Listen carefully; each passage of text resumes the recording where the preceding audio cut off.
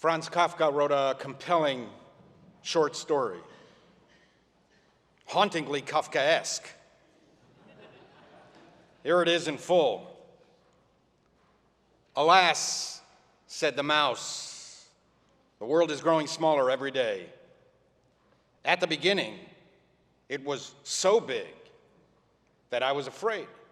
I kept running, and I was glad when at last I saw walls far away to the right and the left. But these long walls have narrowed so quickly that I am in the last chamber already, and there in the corner stands the trap that I must run into." "You only need to change your direction," said the cat, and ate it up. Kafka called this story a little fable. I interpret it as a little fable on life. At the beginning, the world is so big that we find ourselves lost in the bigness of it all. But as the years unfold and we keep running and running, the walls seem to close in on us. We run towards a goal, or we run away from danger, disappointment, disease, and death. We cannot stop running. The walls of life keep closing in. We run the same track every day, rising at dawn, running to answer emails, running to work, running at work, running to the gym, running at the gym, running to take care of the kids, running to pick them up from school, camp, soccer, running home to prepare dinner, and then in bed and all over again. Monday, Tuesday, Wednesday, Thursday, Friday, and for rabbis, Saturday and Sunday. Month after month, year after year. As Albert Camus wrote, one day, the why arises, and everything begins in that weariness. At some point, increasingly desperate to escape what the philosophers call the anxiety of life, we seek ways out to explain and ultimately escape our predicament. We want to find the way out, to give meaning and purpose to our infinitesimal smallness within the colossal bigness of the universe. Most Americans choose one of two avenues of escape. The first is the path of power. Science and technology have empowered us as never before. The advocates of power believe that there is a scientific explanation to everything, and hence a scientific solution to every problem. We have the capacity to resolve any ailment, physical, emotional, psychological, or sociological. They believe that the meaning of life is not a philosophical or religious problem. It's a scientific problem. And we now have science-based solutions. The way out of the maze is to keep inventing, keep discovering the scientific essence of things. We can invent our way out of the existential anxiety most of us will feel at some point in our lives. We can invent a way to declaw the cat. Many believe that we are well on our way to overpowering and ultimately conquering nature. We can already predict storms, earthquakes, and droughts, and this capacity will improve in the decades to come. We know how to build earthquake-resistant structures. We know how to desalinate water from the sea and make the desert bloom. Israelis have invented a machine that sucks water out of thin air. We bend rivers to our will. We harness the sun and the wind and molecules to produce immense energy. Most of us, especially those of us who live in cities, hardly know nature's wrath. Drought was the terror of the ancient world, causing famine and death. Today, in America, our bigger problem is overconsumption. More Americans will die of obesity than hunger. For New Yorkers, nature is Central Park. Nature is sanitized and homogenized, and climate is acclimatized. When I ask youngsters where avocados come from, they respond, fairway. Until the modern era, everyone came into this world and departed this world, mostly never experiencing anything but their own village or town. Today we have conquered the skies so thoroughly that we do not give a passing thought to hurtling on a metal tube through the clouds to the furthest reaches of the globe. For eons we were prisoners of gravity, wondering what was out there. Our ancestors looked to the heavens, dreaming of slipping the surly bonds of earth to the high, untrespassed sanctity of space to touch the face of God. Reaching the stars was so fanciful that the mere speculation was evidence of human hubris.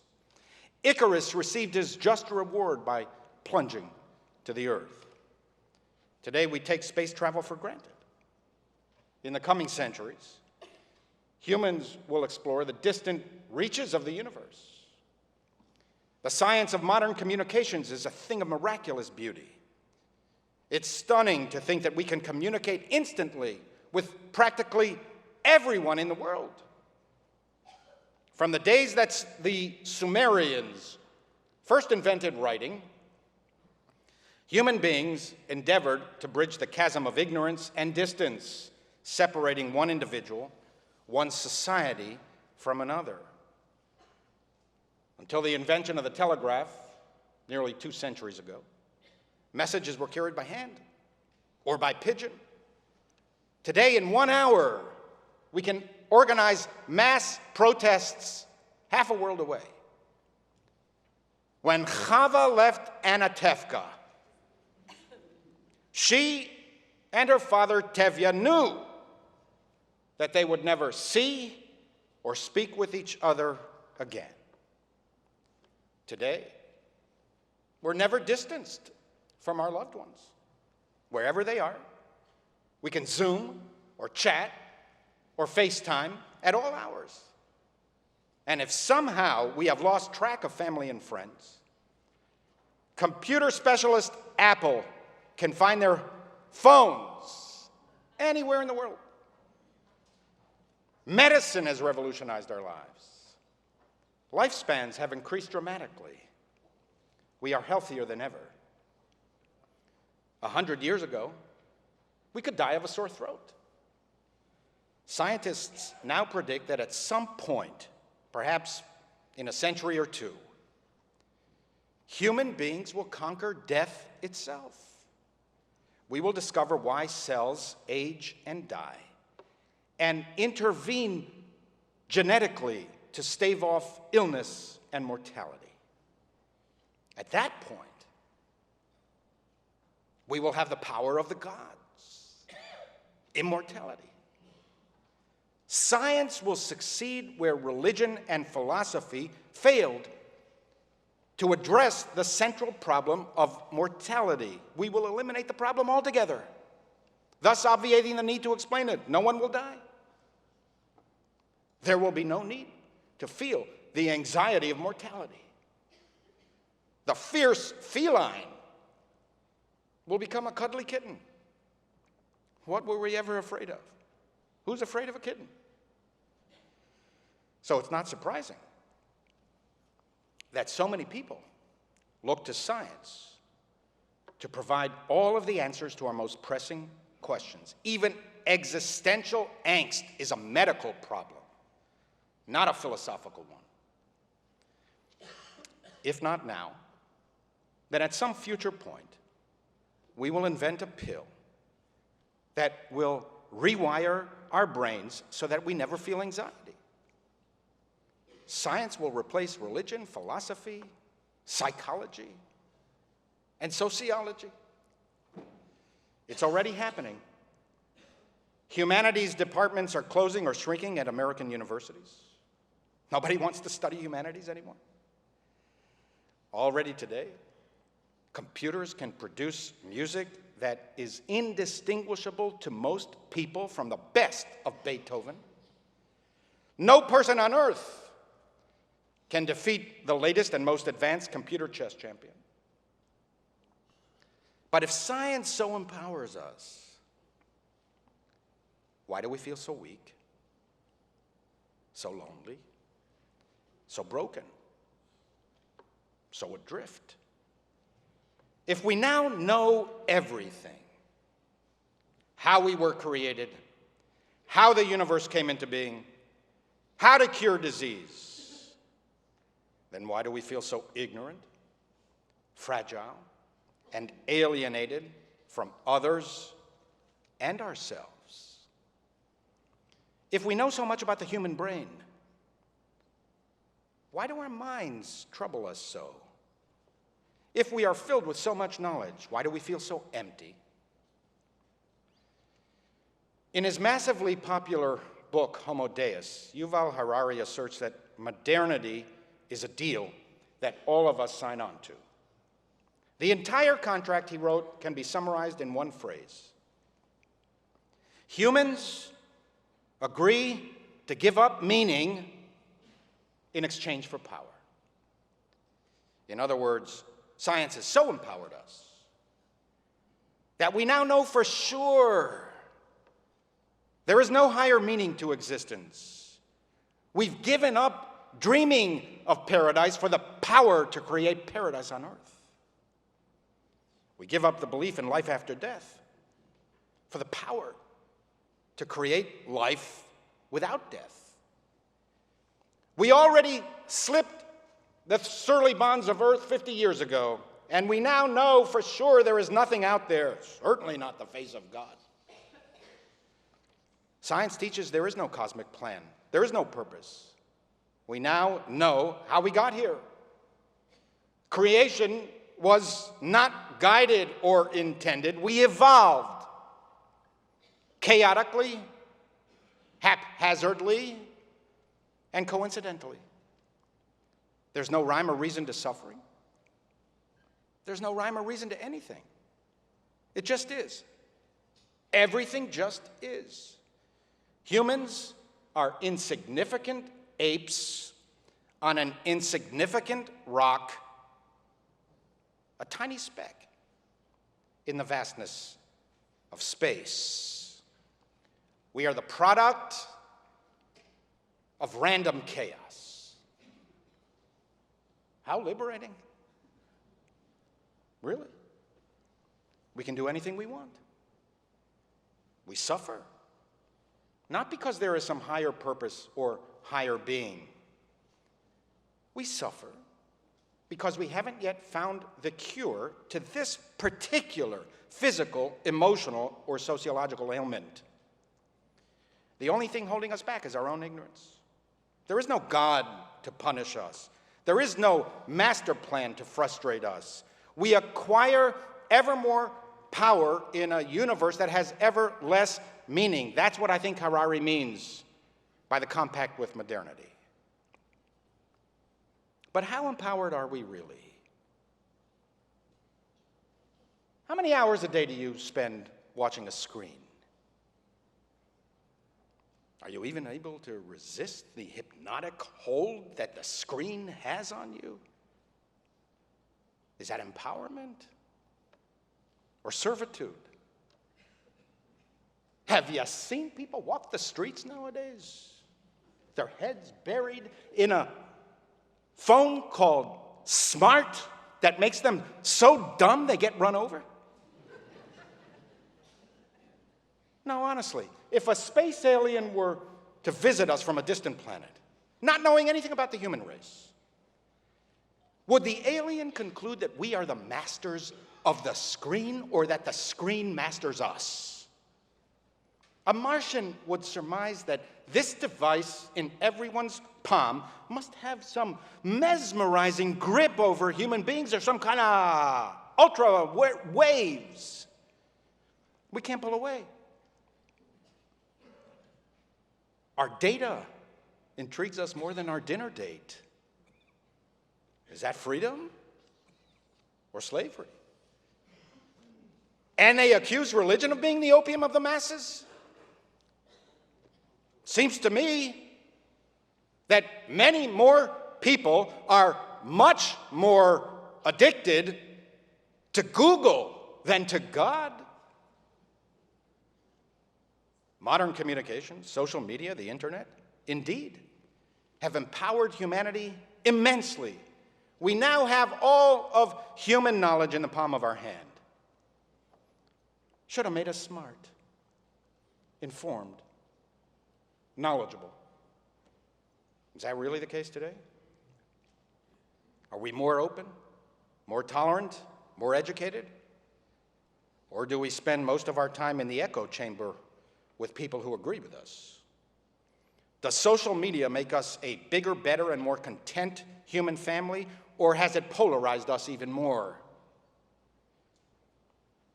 If we are so knowledgeable, how come some of us refuse to vaccinate our children? Have we been liberated by Dr. Google or enslaved? This summer, another El Al flight attendant died after contracting measles. Even if we have all the knowledge of the world at our disposal, do we know what to do with it? Does it liberate or paralyze? Does it clarify or confuse? Knowledge is power, but it is a power that can be used against us as well. I have so much information available to me that I don't even know what to do with it. I don't know how to process it. I have so many options on Netflix. I can never choose. No, literally, I flick around the net after work and fall asleep, not having watched anything. There was something very 21st century about the Russian interference in our elections. Their method was not censorship. That's getting harder and harder to do, especially in the West. The Russians didn't try to block information. To the contrary, they flooded America with so much information that we could not distinguish between what was real and what was fake. We could not separate the wheat from the chaff, what is truly important from the trivial or the fictitious. Airplanes, indeed, have empowered us immensely. We can reach the furthest points on Earth in less than a day. But they can reach us as well. They can fly these airplanes into buildings and drop death from the sky. Is that empowering or weakening? After 9/11, can you look at a plane quite the same innocent, peaceful, and empowering way as before? Fossil fuels have indeed fueled a great leap in human technological capacity. But we have also polluted the skies, the drinking water, the very air that we breathe. We are on the verge of ecological catastrophe. Have we conquered the problem of human existence or complicated it? Nuclear physics created enormous energy, enabling our deepest desires for power. It also created the bomb. Our empowerment has empowered us to destroy everything.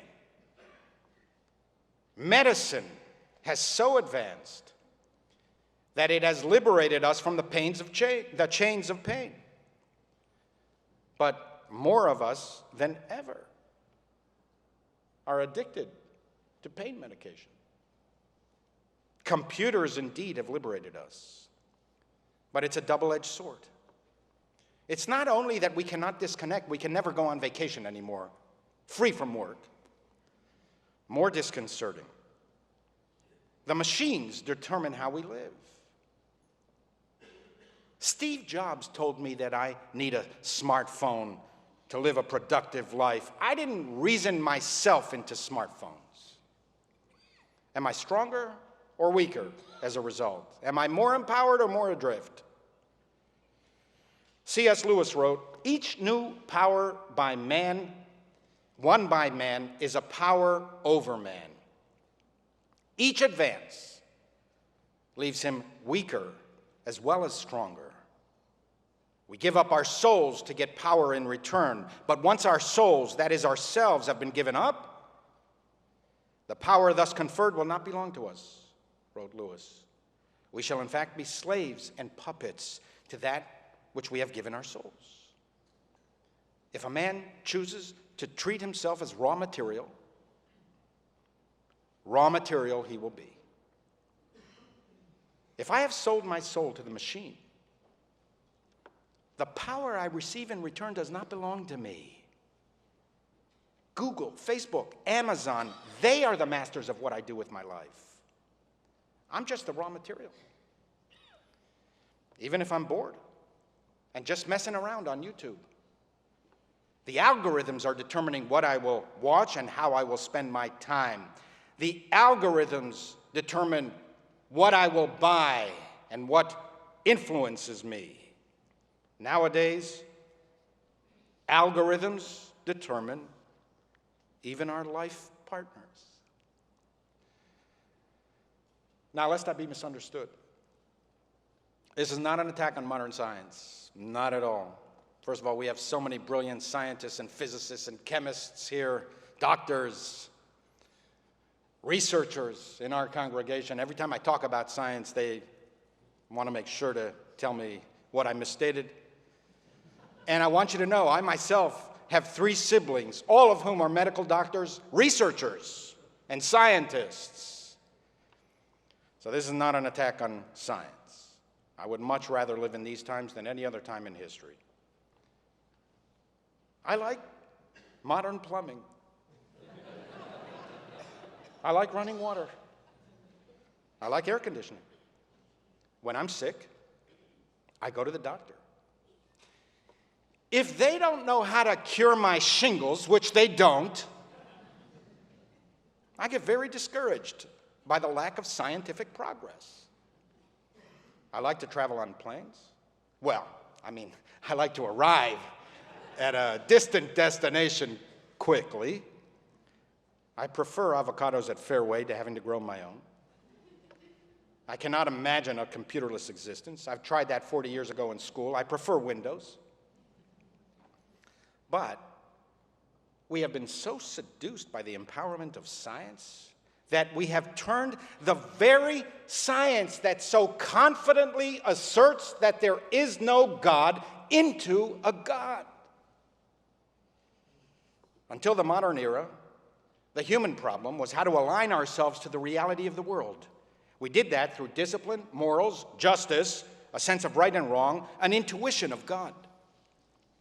Now, so many expect to align the world to themselves. Take the pill, and you won't feel sad. We can eliminate sadness. Rewire your prefrontal cortex, and you will avoid the crime. We can eliminate crime, violence, and injustice through science. When the technology improves, we can hand over all of our decisions to artificial intelligence that will know us much better than we know ourselves and never get tired, never get emotional, never get conflicted. It's a kind of nihilism. Don't sell your souls. Do not give up real meaning in exchange for the illusion of power. How to save a life from a killer virus? That's a question for science. Why save that life? What is the worth of that life? What value do we ascribe to that life? These are religious questions, or poetic or philosophical questions. We have become so mechanical, soulless. Modern economies have generated so much affluence, at least for some of us, that we now have to figure out what to do with all of our free time. Boredom has become another affliction to overcome in our hyperactive era. We need to be on all the time. We can't waste time, as if frenetic activity in pursuit of a hollow goal is not a waste of time. As if spending a fortnight playing Fortnite is not a waste of time. We forget that the most meaningful moments of our lives often seem trivial, even boring, when we live them. That uninterrupted afternoon on the beach with the entire family, lounging around the house, just talking, reading, listening to music. When as a teenager, I endured another boring Shabbat afternoon in Jerusalem, not doing anything, but just sitting around listening to people talk, sometimes in languages that I didn't even understand. It seemed deadly. But now, looking back, I don't remember the boredom. I remember all the people I loved who are no more. I remember my mother singing her beloved Russian songs. The memory of my mother singing, an inconsequential event at that time, is so meaningful to me today. I can't tell you how much I wish I could hear my mother sing again, just once. Just one of those Russian songs that she loved so much. It would be bliss. By presuming that all reality can be explained by physics, biology, and chemistry, we are losing the sense of transcendence, the essential component of what it means to be human. Is there really nothing more to loyalty than self-interest? Is there nothing more to empathy than selfishness? Is altruism merely brain connection and we can rewire any brain to be altruistic? No wonder so many people are so alienated and in such despair. There's nothing sacred, nothing profound. Is there really nothing more to love than the firing of brain synapses, adrenaline, dopamine, hormones, and chemicals? Do not forego the poetry of love. How do I love thee? Let me count the ways. I love thee to the depth and breadth and height my soul can reach. I love thee freely. I love thee purely. I love thee with passion. I love thee with the breath, the smiles, and the tears of life. Do not desacralize human existence. Preserve, protect, defend, and deepen the sense of human grandeur and the spark of the divine within us. We are much too confident in our knowledge. We know a lot. We know incomparably more than we used to. But don't forget, that's all we know. We don't know anything else, which is most of what there is to know. 2, some people take the opposite approach. Not empowerment, but resignation. The only way to avoid despair is to withdraw. Stop running. Stop fighting. Do not take anything too seriously. Resign yourself to the inevitable, a hard, painful existence that ends in death. Submit to the jaws of the cat. There are both religious and secular versions of this philosophy. Some religions emphasize the world to come over this world. This world is hopelessly and irredeemably unredeemable. We run towards some unachievable destination because we mistake the true destination. Our purpose is not this pitiful world filled with such suffering and discontent. Running would only lead to more traps, more walls, more despair. Our true destination is heaven. Some religions assert that while we cannot redeem the world, a redeemer will arrive in the nick of time to save us. Either way, these religions assert that power is an illusion. No invention, no discovery, no breakthrough will redeem humanity. Give yourself up to the ultimate destination, paradise. In these post-religious times, many of us pursue the secular version of the philosophy of resignation. Its central teaching is happiness. Don't worry. Be happy. We're all going to die anyway. So focus on yourself. At least while I live, I'll be happy. Let those other sorry souls suffer. In Les Miserables, Victor Hugo puts these words in the mouth of a senator speaking to the bishop. The immortality of man is a daydream. What nonsense it all is. God is a grotesque humbug. Who am I? What am I? But an organized handful of dust. I have a choice. I can suffer or enjoy. Where will suffering end? In oblivion. And I will have suffered. Where will enjoyment end? Also in oblivion, but at least I will have enjoyed. The only thing to do is to use yourself while you have yourself. So many of us live this way. We use ourselves to the limit while we still have our strength.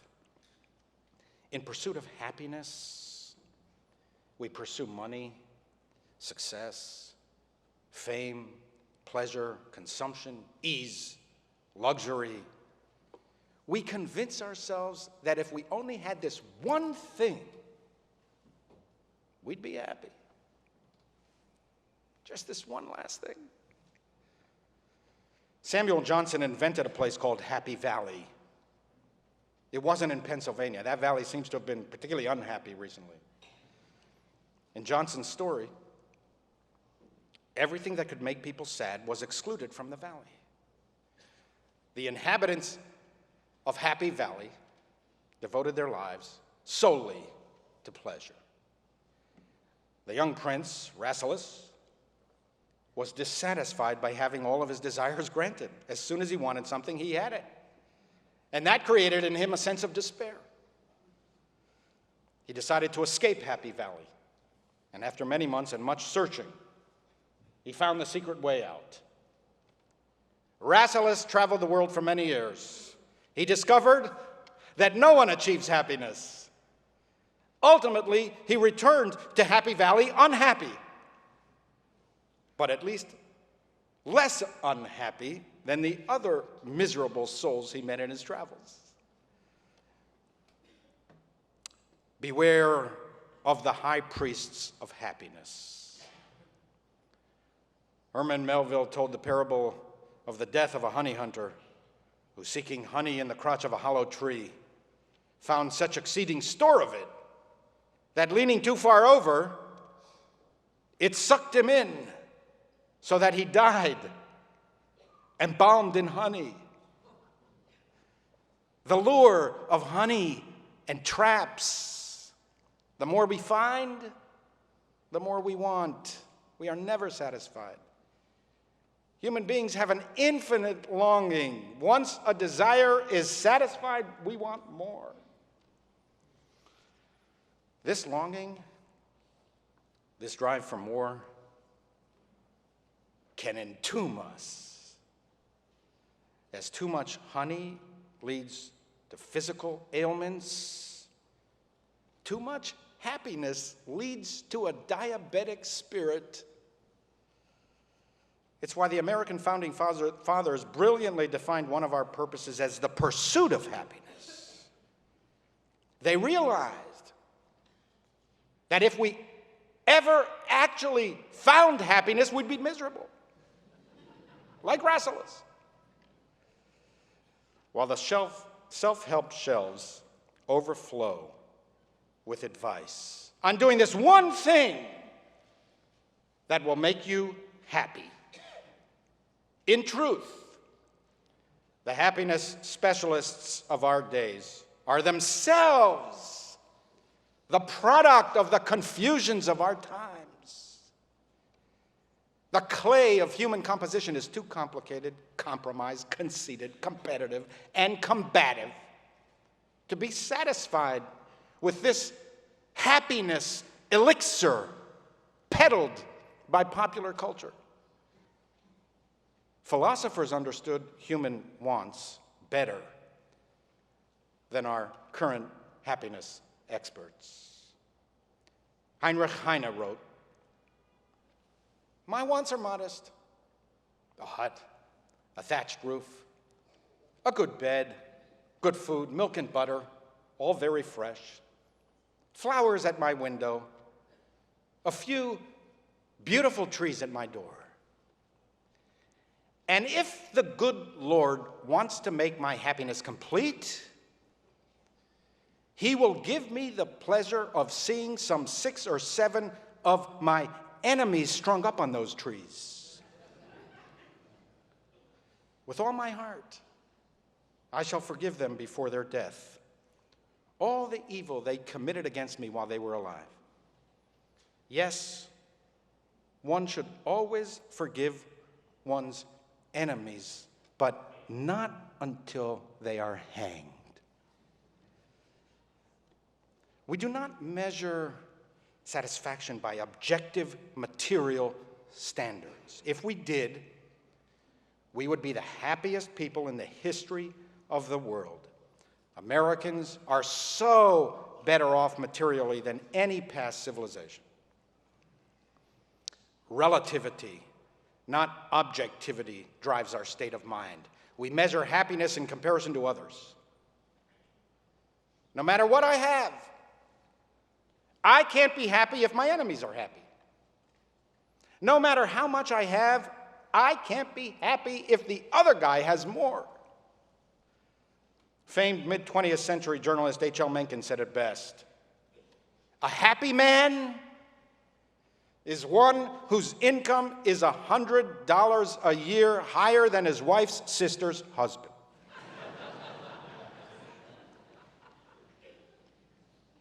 Three, there is a third way, the Jewish way. Of course, we speculate about eternity. We believe that there is more to our lives than what we see. The body dies, the spirit lives on with God. Of course, we speculate about reward and punishment, about free will and destiny, suffering, why bad things happen to good people. But we do not spend most of our time speculating about the world to come. We focus on this world. There are mitzvahs to do, daily commandments that require engagement with others and the many details of our own daily subsistence. We do not reject science. We embrace science as an ally and a friend. Many of the greatest of Jewish minds devoted themselves to the natural and social sciences, to research, medicine, and now technology. Science helps explain creation. We are appalled by literalists who place themselves against progress. There is a rabbinic principle that whatever has been conclusively proven by science must be embraced, even if a biblical verse seems to contradict a scientific fact.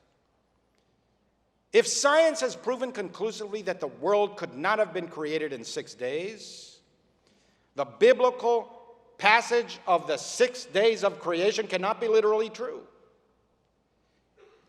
We do not reject secular power. To the contrary.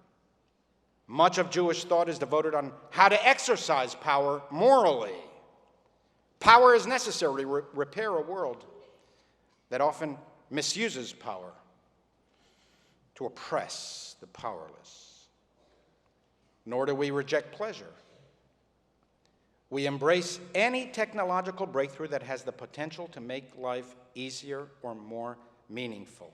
Fertility clinics with the latest cutting-edge scientific technology are filled with the most orthodox of Jews. We believe in the future. We believe in life. Life should be enjoyed. We do not worship weakness. We do not glorify poverty. We do not venerate hardship. We are an optimistic people. We kvetch a lot, but if you look more deeply, our complaints reflect our commitment to the future, our belief that we can be better. Human beings do not need to be so miserable. We do have a concept in Judaism called Messiah. That's where the other Western religions got it from. They got it from us. But Jews do not await the arrival of a Redeemer. We force the Messiah to arrive through our daily acts of repair. Salvation comes not through a Savior. The Savior comes through salvation. The Messiah will arrive only after we have prepared the world for his arrival.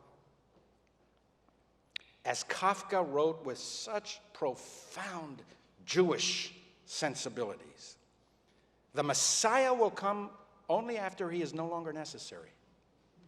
He will come the day after his arrival. While embracing progress, while marveling at and making use of the brilliant achievements of science, we return time and again to those age-old principles and values that we carved out of the stone of antiquity and that anchor all human life. Nothing better has been invented since, and nothing ever will be. Love your neighbor as yourself. What is hateful to you, do not do unto others. Honor your father and mother. Do not murder, do not steal, do not bear false witness, do not take bribes. Speak the truth within your heart. Be faithful, be loyal, protect the stranger and the weak, relieve poverty. When you cut your harvest and you have forgotten a sheaf, do not go back to pick it up. It shall be for the foreigner, the fatherless, and the widow. Free the captive, redeem the oppressed. Let the slave go free. Be compassionate. May the law of kindness be on your tongue. Pursue justice. Love mercy. And be humble. What is the Jewish way out of Kafka's maze? How to avoid the ever-narrowing walls and the trap guarded by the cat? Not by overpowering the world and not by escaping the world, but by persistence, defiance, tenacity, by finding meaning and purpose and joy in the world as it is, and ceaselessly working to create a better world. The meaning of life is a life of meaning. The purpose of life is a life of purpose. The energy of life is a life of energy. Commitment to life is a life of commitment. Devotion to life is a life of devotion. The promise of life is a life of promise. We do not seek salvation through the worship of false gods. We do not seek escape. This is our arena. We embrace the struggle. We get better through struggle. We do not seek, nor do we expect, a challenge-free world. We do not seek to empty challenge from our lives, but to challenge the emptiness of life. Not to escape struggle, but to struggle with escapism. We want our fight to count, to mean something. We pray for strength, for the capacity to endure. Human grandeur is revealed in all its glory through the struggle to carry on. David Foster Wallace gave this brilliant interpretation of Kafka's little fable. The struggle to establish a human self results in a self whose humanity is inseparable from that struggle. That our endless and impossible journey toward home is our home. We pound and pound on the door seeking admission, desperate to enter. We pound and pound until it finally opens. And it opens outward. We have been inside what we have wanted all along. Amen.